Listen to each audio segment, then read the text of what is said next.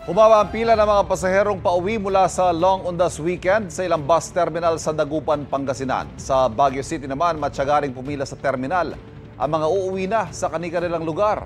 May unang balita live si Sandy Salvacio ng GMA Regional TV. Sandy, good morning. Magandang umaga, Ivan. Long weekend is finally over kaya ang ilan sa ating mga kababayan nagsisibalikan na sa kani-kanilang mga probinsya. Ngayong araw, may mga nanatnan din tayong kawani ng Land Transportation Office na nagsasagawa pa rin ng inspeksyon sa mga babiyahing bus.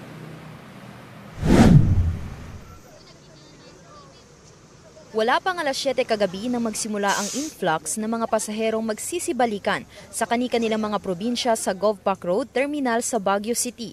Balik eskwela at trabaho na kasi ang karamihan sa mga pasahero.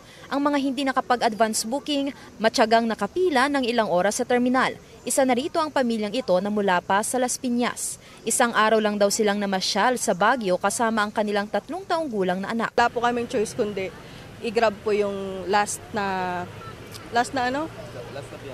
biyahe, which is yung 8 p.m. 7 bus company ang nakapwesto sa nasabing terminal, kaya't hindi na rin nakapagtatakang dinadagsa ito ng mga biyahero tuwing peak season. Unang-una, puro pa Manila po yan.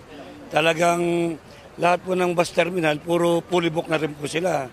Kaya yung pasero, ikot po sila sa bawat terminal.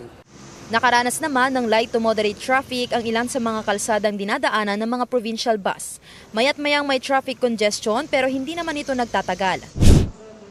Kahapon, nagsimula na ring dumagsa ang mga pasahero sa mga bus terminal sa Dagupan City. Pila-pila ang mga bibiyahe pabalik ng Maynila at paakyat ng Baguio City. Punta ako ng Baguio kasi check up ko ng BGH. Maghintay na lang.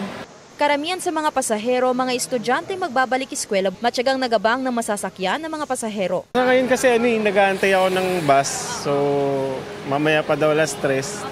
Ayon sa pamunuan ng bus terminal, tuloy-tuloy ang biyahe ng bus unit simula noong weekend. Sapat naman ang bilang ng mga bus unit na babiyahe. Siniguro rin daw nila na nasa tamang kondisyon ang mga driver at konduktor. Ivan, may ilan na umiwas sa dami ng tao kahapon, kaya ngayong araw nagpasyang bumiyahe. Balik normal na rin ang operasyon sa mga bus terminal, gayon din ang bilang ng mga pasahero dito sa Dagupan City. Yan muna ang mga unang balita mula rito. Balik sa inyo, Ivan. Maraming salamat, Sandy Salvacio ng GMA Regional TV.